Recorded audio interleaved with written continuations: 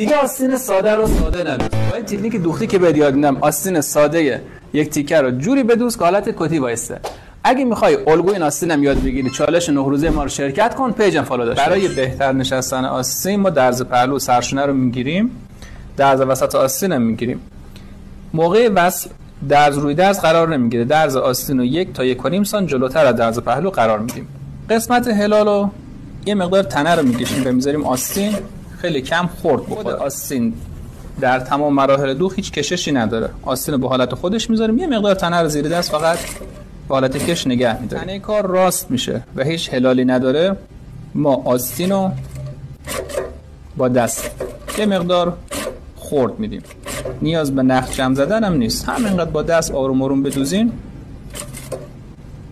کفایت. دوباره سمت هلال آستین قسمت پشت، این قسمت رو معمولی میدوزیم.